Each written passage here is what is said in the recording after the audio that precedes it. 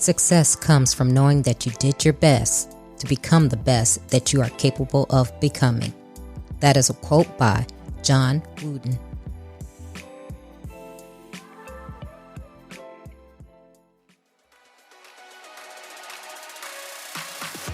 Welcome to Trina Talk. This is the podcast where guests share their stories of pursuing their passions, living a fulfilled life, and empowering others. Each week, I talk with inspiring leaders, business owners, and people with amazing stories from around the world in unscripted conversations as they share their successes and failures. This podcast is all about empowering you to keep striving in your personal and professional life. I am your host, Trina L. Martin. Welcome to episode 143. The topic of this week's episode is There Are No Overachievers. My guest this week is Brian Biro. Brian is America's breakthrough coach. He has delivered over 1,800 presentations around the world over the last 30 years. The author of 15 books, including his bestseller, Beyond Success, and his brand new book, The ROI of Kindness, Brian is rated number one from over 40 speakers at 4 consecutive Inc. magazine's international conferences. With degrees from Stanford University and UCLA, Brian has appeared on Good Morning America and CNN. Brian was recently honored as one of the top 10 interactive keynote speakers in North America and one of the top 60 motivational speakers in the world. Hi, Brian. Welcome to Trina Talk.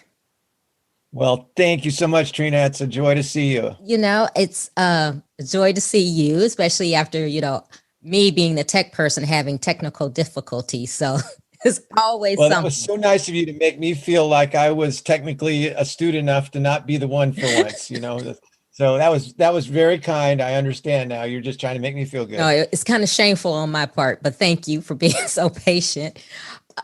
Usually how we start off here on Trina Talk is I ask all my guests who you are and how you became the Brian that you are today.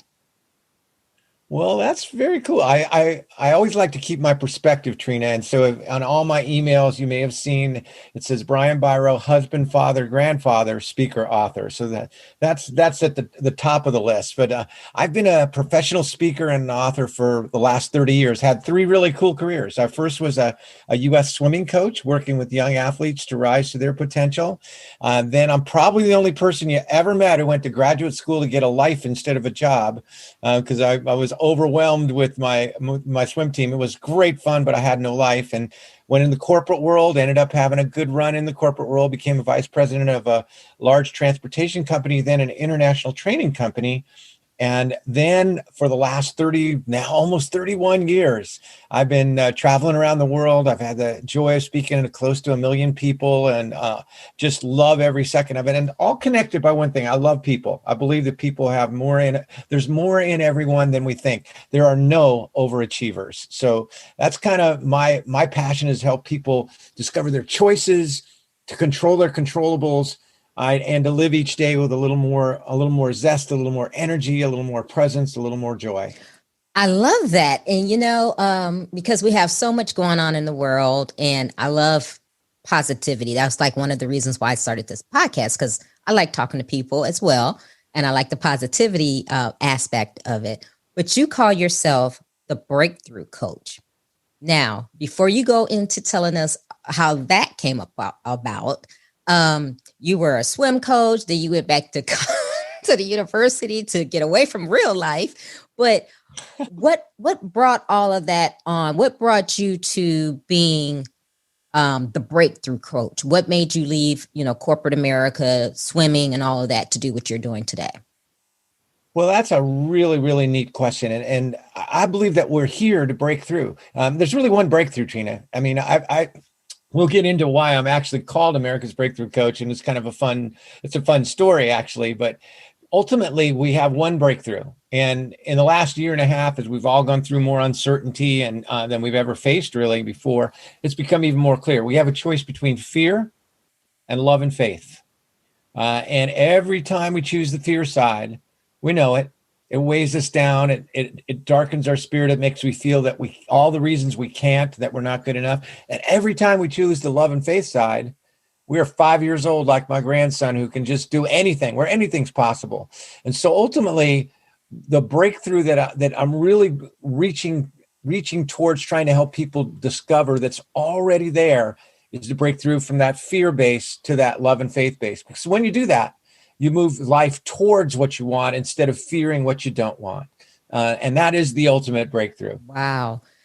How did you get to that point where you knew this or started to understand this in your life? Because this is not something that people are just perceptive of knowing. You got to go through some things. And sometimes people go through life and they never realize that. How did you get to that point? Well, I think that one of the earliest places where it really began to come into focus for me was when I was a swimming coach, because ultimately, I'm sure your show has many people who are life coaches, executive coaches. If you're a parent, you're a coach. But ultimately, we coach. We don't coach sports. We don't coach business. We coach people. Right? And what I discovered was that very often we put limits on the people that we serve, that we coach, that we don't recognize that our thoughts and our beliefs and our expectations are actually magnetic. And as soon as we hold people back in our own thoughts, beliefs, and expectations, we're actually tugging them in the direction of that pullback. And so I had many experiences as a coach where I discovered that there was so much more. There's so much more in people than I ever dreamed of. One of my favorite stories is about one girl I coached for 8 years, and I coached her backwards, Trina. I used to say, because she was a great, great young person. I loved her, great spirit, but she always fell apart at the ends of her races. And I always said to her, one of these days, Allison, you're not going to die. Now, that is the dumbest thing that a coach could ever say, because as soon as I say, don't think of the number 3, what happens? 3 jumps in your head. So one day, almost by chance, instead of saying, one of these days you're not going to die, what I was trying to be inspiring, I said, Allison, finish like you just did your warm-up sprint. And her eyes got big. And she so obliterated her lifetime best. She so went beyond all these limits I had set for her that I realized everyone I meet has Allison inside of her, that Allison factor. And so that to me is really where it began, as I start to see, and I saw it in every aspect from my own kids, to business, to seeing what was possible when we moved from ego to we go. It was just a really, really powerful, eye-opening truth that my mentor was the greatest coach of all time. His name was John Wooden. He coached UCLA basketball. He's a legend. And he used to say, there are no overachievers. And what he was saying was, there's more in you. All right. And life and coaching and parenting and business is ultimately about helping to pull that out, to help use that Pygmalion spirit, which is where our thoughts, beliefs, and expectations, to move people in the direction of their potential instead of fear of not being able to reach it. Wow. As you're speaking, it's funny because, this is the year later, but for the Olympics, Summer Olympics.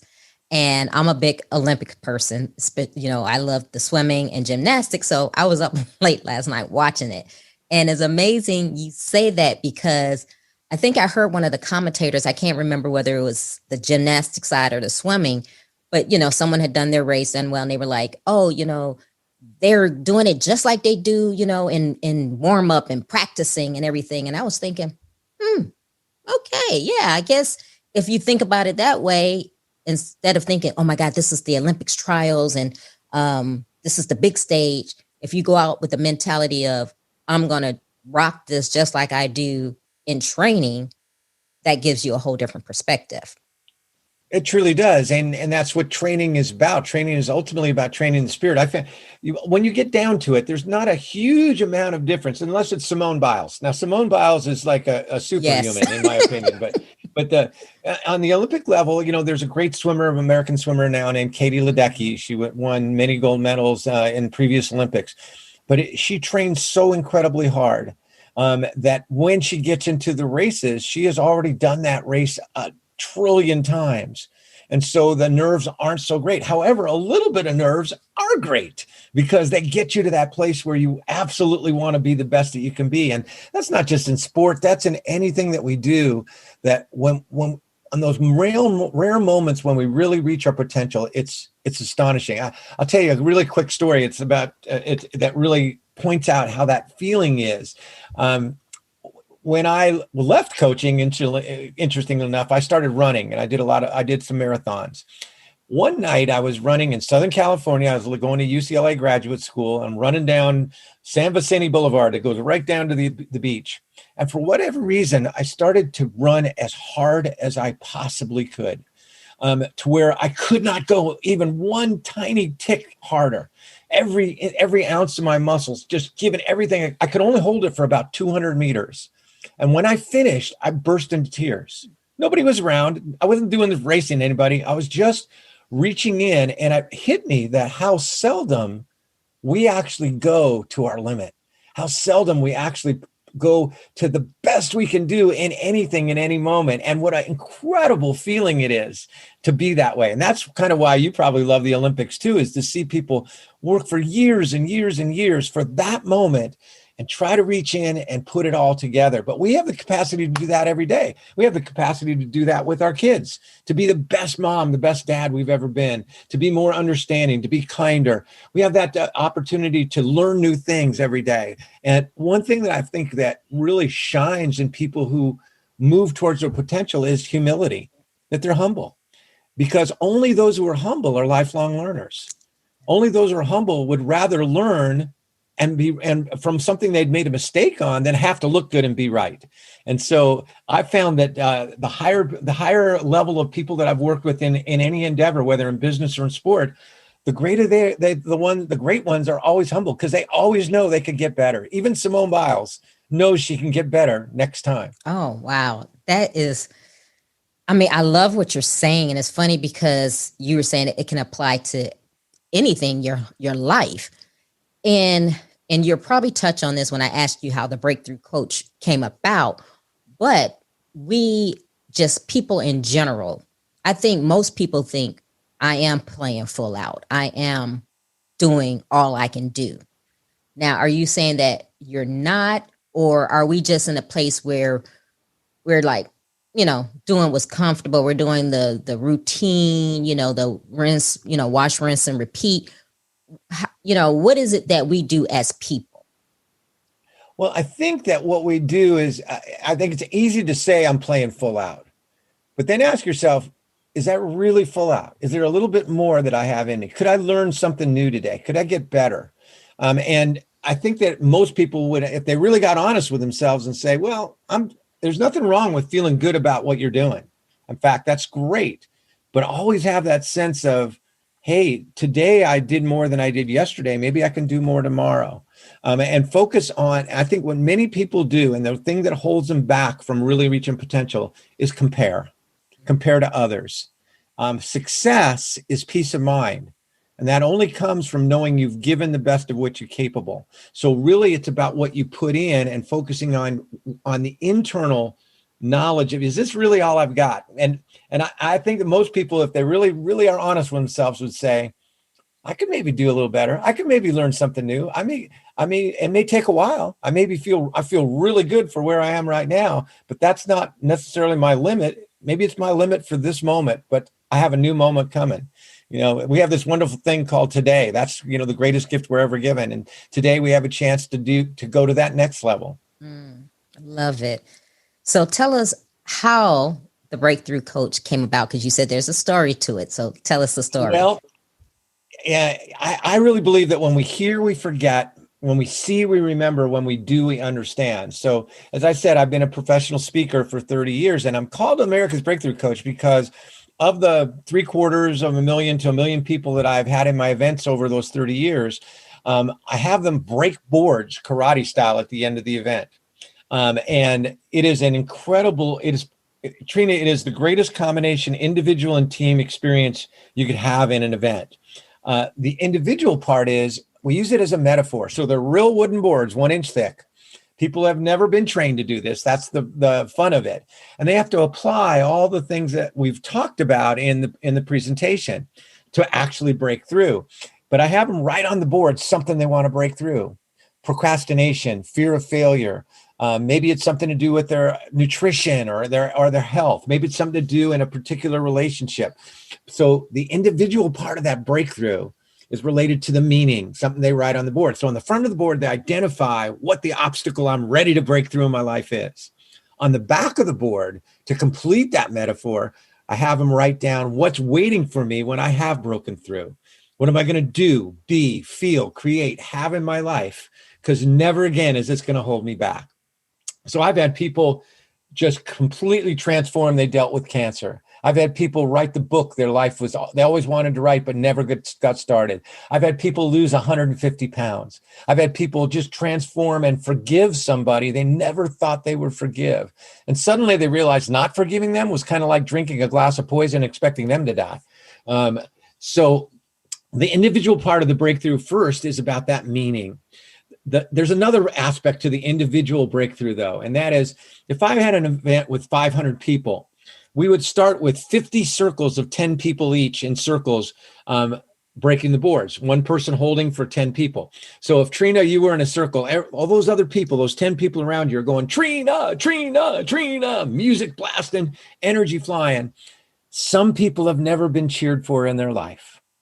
And that moment of unconditional support, for some people, that's the greatest breakthrough of all because they've never really experienced it before. The team part of the experience, which is what I love, is equally as powerful because there's something about the experience that even shy people let go and just cheer like you've never heard them cheer. And then one last aspect to it that I think makes it truly extraordinary, and that is, and the best way I can describe this, one of the best days of my life, if not the best day, was my daughter's wedding day. And it was for a reason I never could have fully understood until I experienced it. And that was for a good 6 hours that night. I didn't think of myself once. All I could do was think of her. They told me I was laughing and crying at the same time. I don't remember anything. I just remember her. And when those 9 and 10 people are around Trina going, Trina, Trina, Trina, they get to feel while they're cheering for you the way I felt for my daughter that night. For a moment, they have completely moved from ego to ego. All they're caring about is somebody else having a breakthrough. And so that's where the breakthrough called America's Breakthrough Coach comes from. And the beautiful thing about it is, by the time we finish that event, the stars of that event are not the speaker, it's the participants, because they have now done something. Because here's the beautiful thing, Trina, you don't know you can do it till you do it.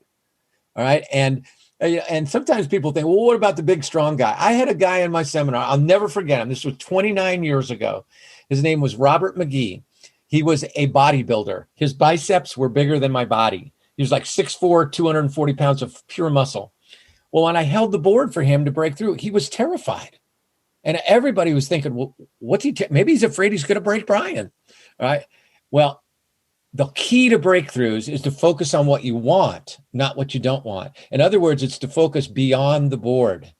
If you focus on the board, you get the board. Well, he hit that board so hard that as I held it for him, parts of me jiggled I didn't know I still had. And it didn't break because he was focused on the board, on the obstacle.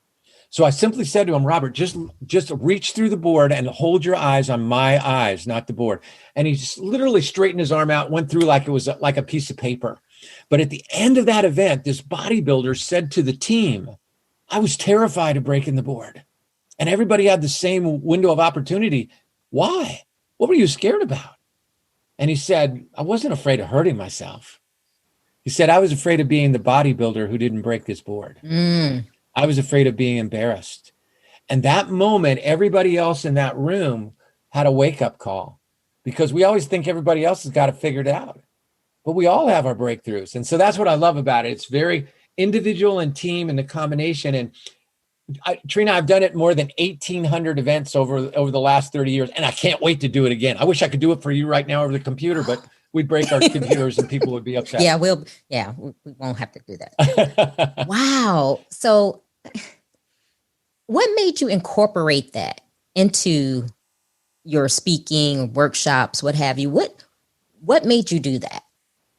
Well, I think part of it was that, as I said, I love to get people off the sidelines and into the game.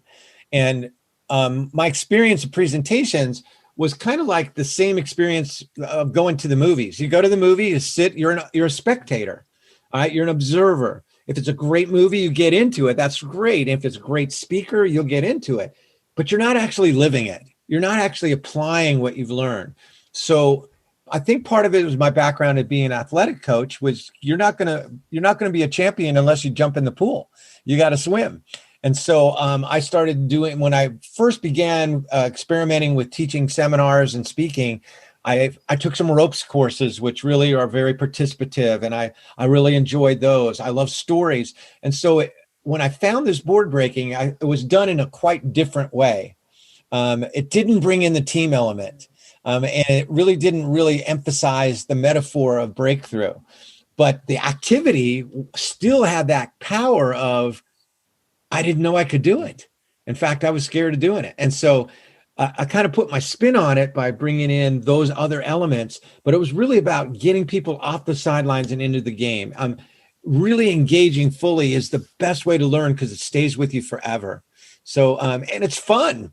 It's incredibly fun. It is, because, I would love to try to break a board, but yeah. Well, we're going to do it. I got to get you to one of my events, because I'd love to hold the board. Oh, yeah, definitely. Because I always look at those things and I'm like, is that real? Are they really doing that? But oh, it really is. Can I tell you one more great story? You're just igniting my stories. I've been doing this, I said, for 30 years. For the first 15 years, every so often, I might have somebody who I held the board for who did not break through.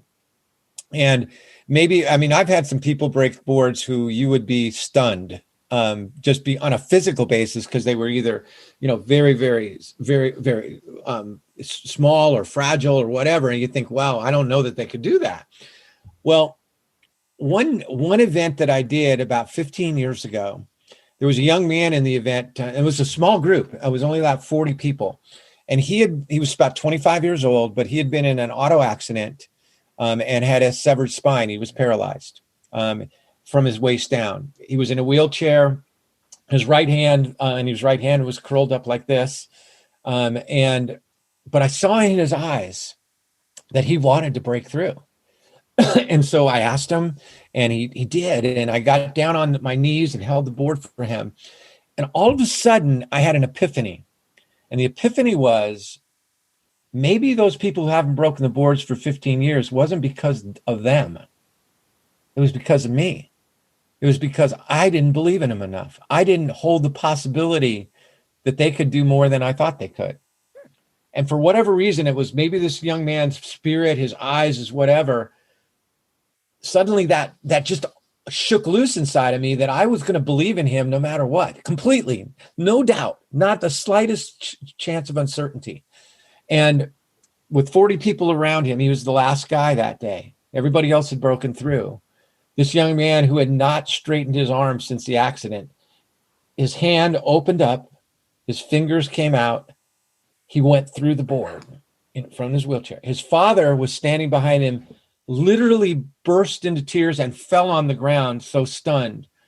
He had this incredible little smile on his face. And since that moment, Trina, not one person that I've held for has not broken through. Some takes a few different tries, but it made me recognize that maybe that was the limits were from me as the person who they look to know something about it. Wow. That's, you actually give me chills. It's wow, it's just amazing, because it makes you think, and I'm going to relate this to children. Okay, so children look to their parents for acceptance and all that. And I'm wondering, like you said, if you're not fully thinking that, okay, they're going to be great or they're going to do something, and they see disappointment in your eyes, is that one of the reasons why a lot of children go on to take the wrong path or not do what you think that they should do? There's a principle that I went to Stanford and studied psychology when I was a young man. And there's a principle that we studied there that's called the Pygmalion effect. And the Pygmalion effect says that our thoughts, beliefs, and expectations are magnetic. That's where that came from. And a researcher from Harvard by the name of Robert Rosenthal actually decided to find out, is this true? Or is it just a convenient, convenient explanation? So what he did, and you'll love this, he went into 25 different elementary schools. And he went into their first grade classrooms, only first grade classrooms, went to the teachers and told the teachers that he had developed a test for first graders that would identify for the teachers which of the children were what he called spurters. Now, a spurter was a child with lots of potential, but who had not really used it yet. So kind of an underachiever. So he administered the test, 25 different schools, some inner city schools, some rural schools, real wide, but only first graders, gathered up the tests. 1 week later, he came back and he told the teachers the results of the test. He said, Trina was a spurter, Marty was a spurter, Carrie was a spurter. Told the teachers which of the kids had scored as spurters. But guess what? It was a fake. He never graded anything. What he had done was given a very basic first grade intelligence test, gathered the papers, never looked at them, burned them. And so completely at random, he had picked out and told the teachers which of the kids were spurters. Well, I'll bet you know what happened. Guess what happened? Yeah, the teacher. They spurted. Over 97% of the children that were randomly selected as spurters spurted. They rose to the top of their class and they stayed there. And the question then becomes, why? Who changed? Well, it was the teachers, because the teacher no longer looked at Trina as Trina. When they looked at Trina, they looked with new eyes. They saw this spurter, this potential. So it proved the power of the Pygmalion effect. And however, he got sued for the study. Really? And guess who sued him? What, the teachers? No, the parents of the other kids. Oh, what? Because the teachers taught those kids as if they weren't spurters. So the whole point is, when you raise that question, that's a very great insight on your part, is that yes, when we say things to our children, like they're singing at the tops of their lungs, and to them, they sound really good. And we say something like, what's that horrible racket? Then in that moment, depending upon how powerful our Pygmalion impact is in that moment, we may take away their voice and they'll never sing again. Yeah. So we need to be conscious of it. We need to be conscious that our communication, 55% of communication is not the words we say or even the how we say it. It's our body language. And so if we really want to build people, whether it's our children, whether it's our team, whether it's ourselves, because we're Pygmalions not only to others, but to ourselves, we need to be aware that we are constantly communicating how we actually believe and expect of them. Wow. Now that's amazing. And it's funny, not only with children, but if you're a business owner or a leader, you doing that with the people who you work for, or like you said, like you're coaching or whatever, I think, yeah, that works the same way. So this is something that is a skill, a soft skill, I would call it. It's a soft and powerful skill. You can be soft and powerful. Another example, when the last year that I coached in swimming, my swim team had become one of the larger teams in America. I had 15 assistant coaches, 300 kids. So a year later, I'm graduate school at UCLA, and we had a class where we had to write papers each week about our work experience, our previous work experience. And I asked myself a question. I said, if I was such a good coach, what happened to my assistant coaches a year after I left coaching? And 14 out of 15 were floundering. Oh. And only one was actually excelling. And I had to really get clear about what was the difference. Well, 14 out of 15, I was not a positive Pygmalion, because I always told them what to do and never asked them what they would do. So if they came to me and said, Brian, I got this problem, how should I handle it? I'd say, well, you go do this, you do that, you do this, go do it. They couldn't even mess up, Trina. I'd cover for them. But the one guy who was flourishing was, first of all, he was the least likely guy to be a great swimming coach. He was a baseball player. He didn't know much about swimming technique at all. But I saw in him early on a gift, and it made me a different Pygmalion. His gift was he made swimming incredibly fun for little kids. He was like a big little kid himself. And they loved him, and they loved coming to practice because it was fun. And for my young ones, I want them to have fun and learn technique. That's it. So when they get big and strong, they're not burned out. Well, with Jay, his name was Jay. If Jay came to me and said, Brian, I got this problem, how should I handle it? I'd say something like this. I don't know, Jay. What do you think you should do? And then I'd be quiet and let him figure it out. And then I'd say, sounds good to me, and get out of his way. Well, he went on to have an incredible career in, he was swim coaching was a sidelight for him. He was a special needs teacher. And then he became an administrator. Then he became a thought leader in the field. And just a few years ago, he retired. And I called him up to talk to him and congratulate him on this incredible career. And he says, Brian, one of the biggest things that made a difference for me was how much you believed in me.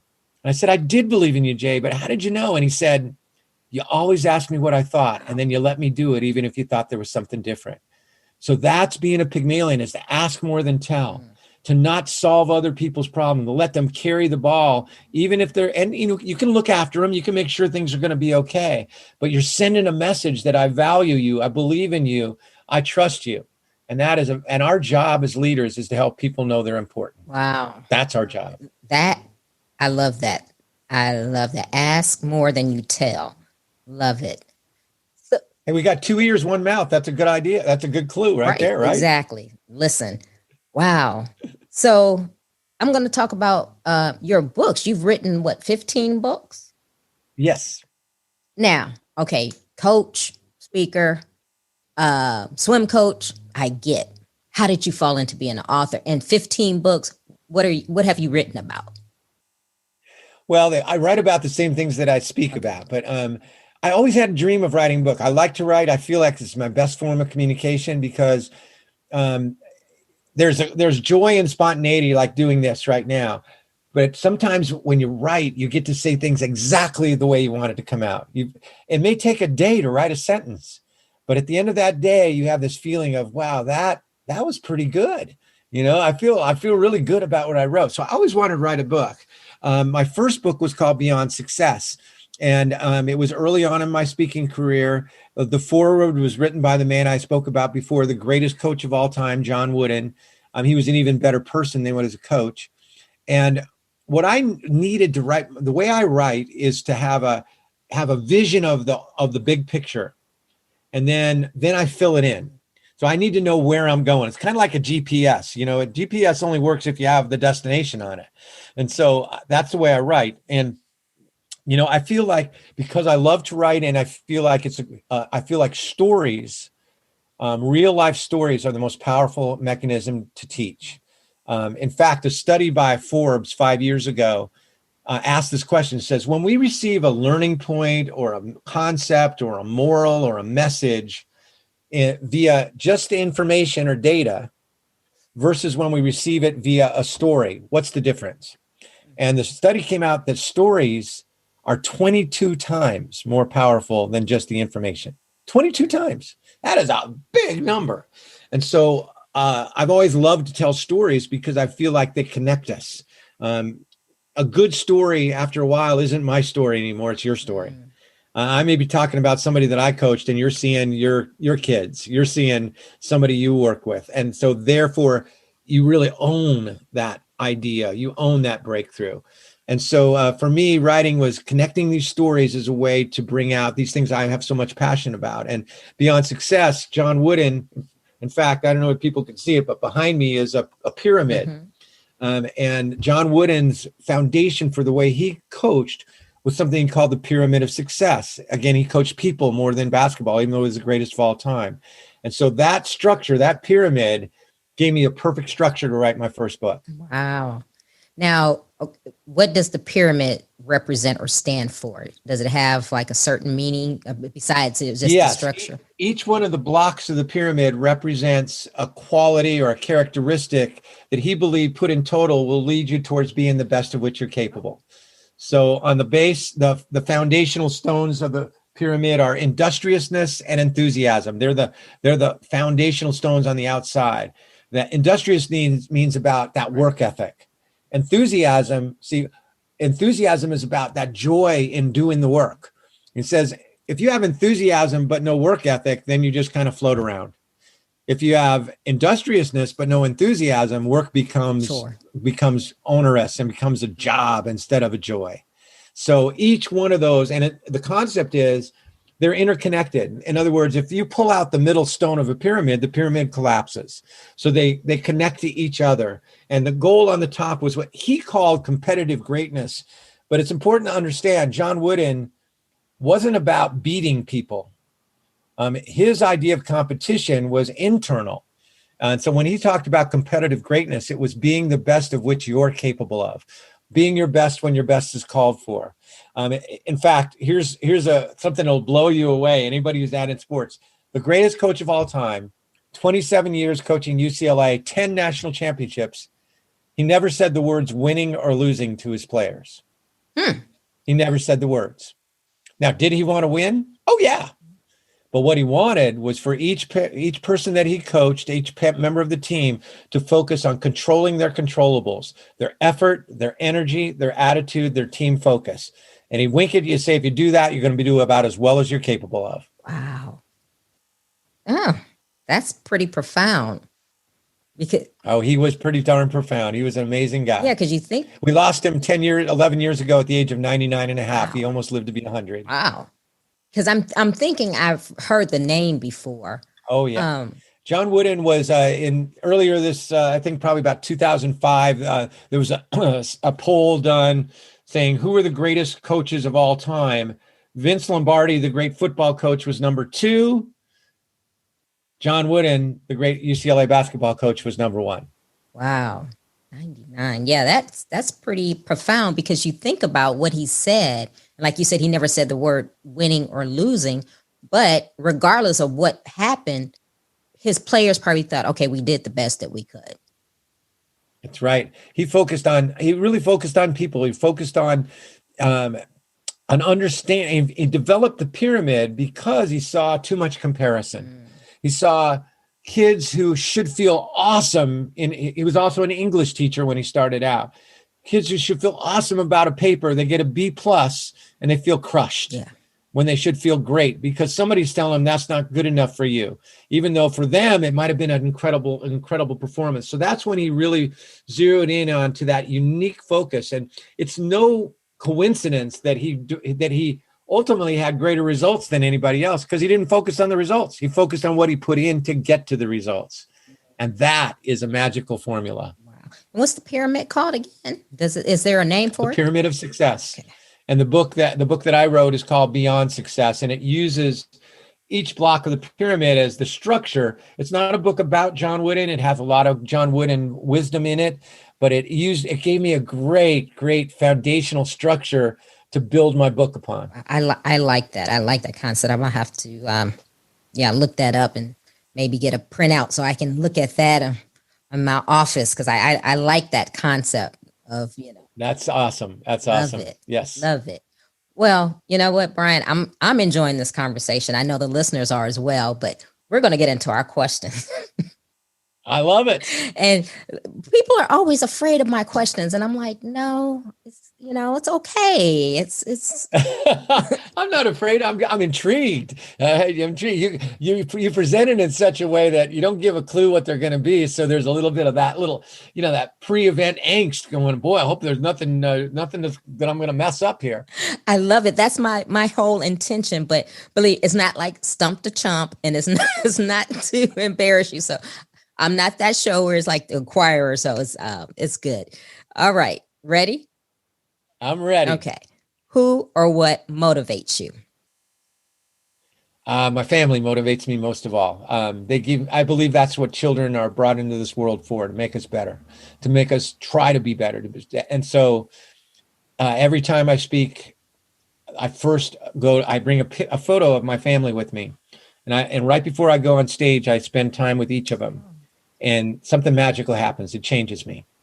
Because as soon as I focus on the power of my purpose, which is my family, if I don't give that audience my best, then in my heart, I'm not giving my family my best. So definitely my family is number one for me. Oh, I love that. I'm going to have to do that before I get on stage speaking. I like that.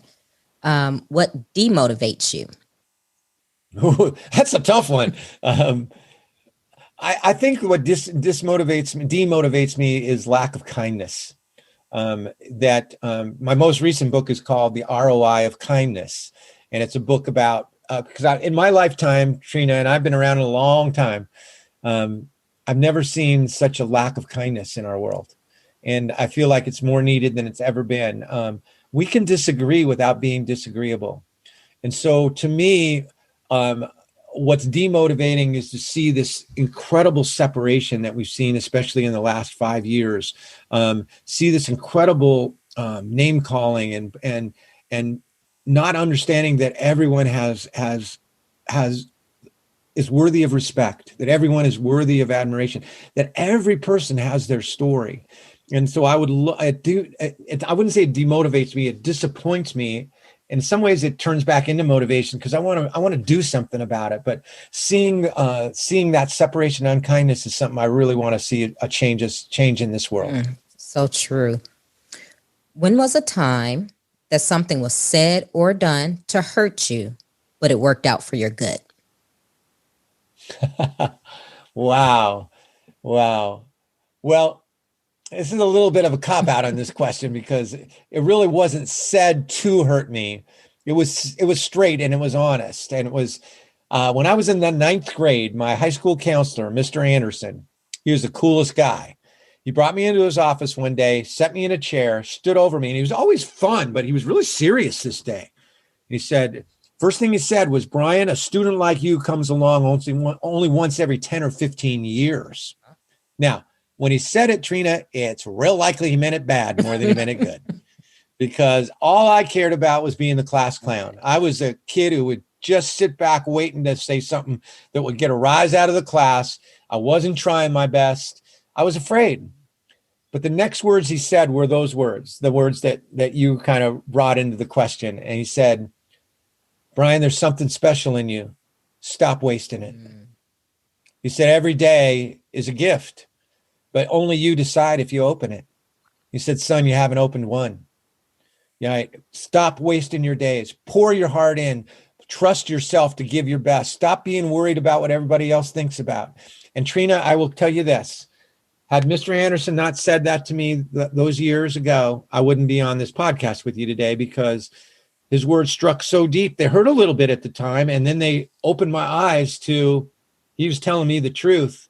And without those words, I wouldn't have turned myself around. He was one of the greatest Pygmalions in my life. Wow. What is your fear? I don't have a lot of fears. I guess my fear is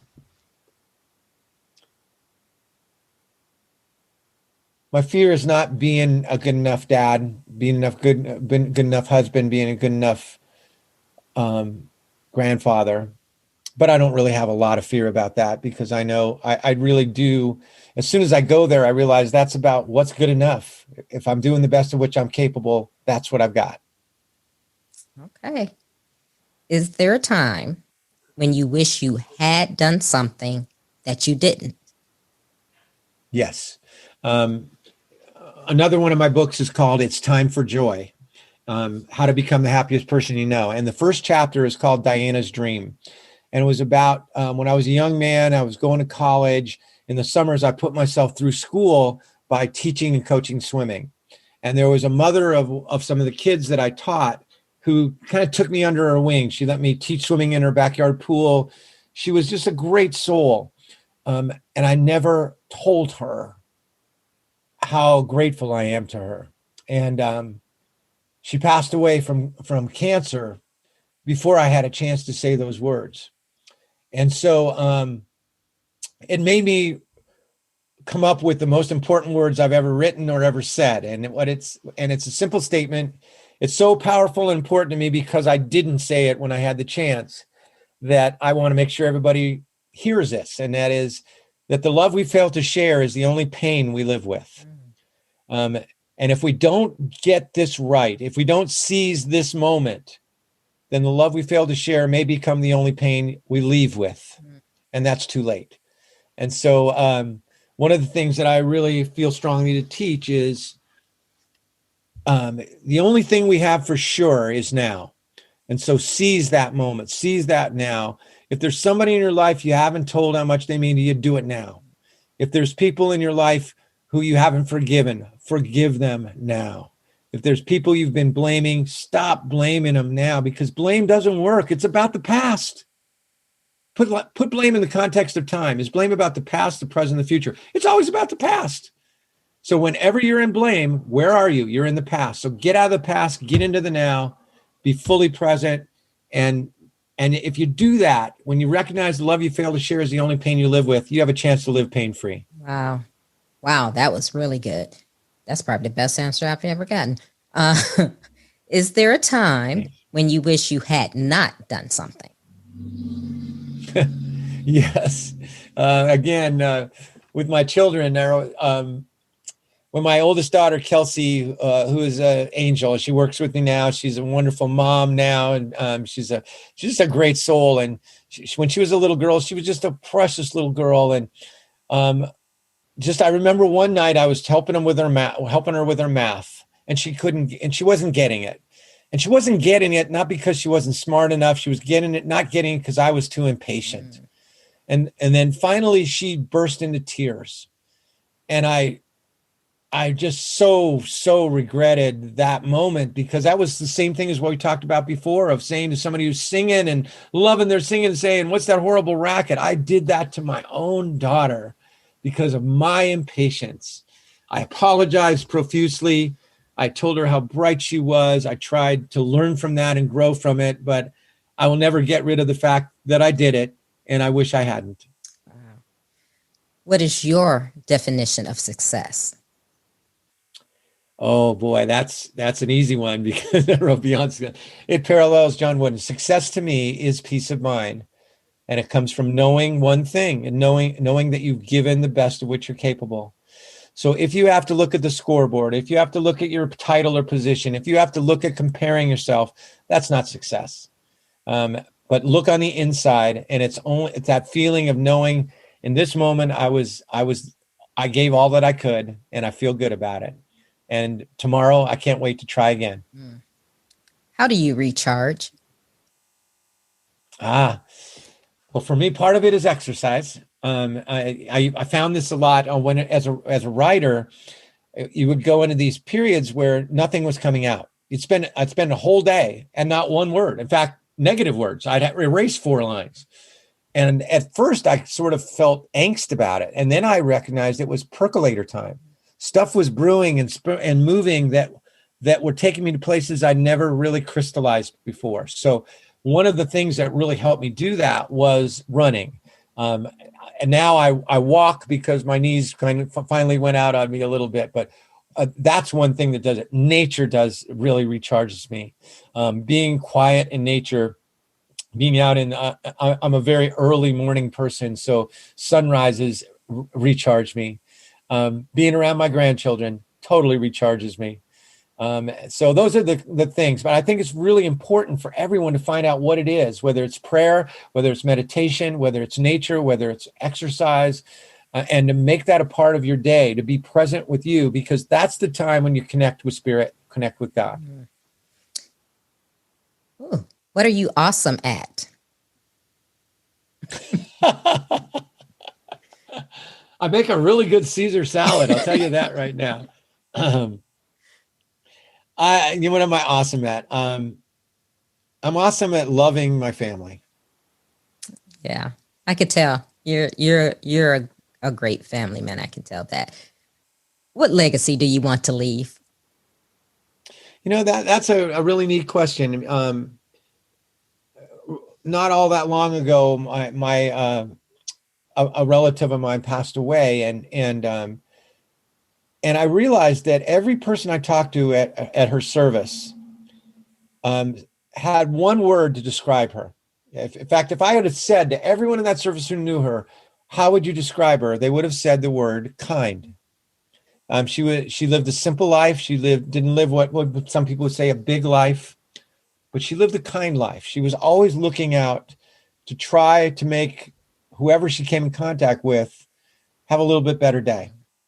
So the legacy I would like to live is really based upon 3 words: kindness, energy, right, and love. If when I'm gone, people, they don't remember my books, they don't remember, but they remember this guy really was kind to people. He was kind to unkind people. That he lived with energy. That he put energy into every single day, and recognized that our energy is our choice.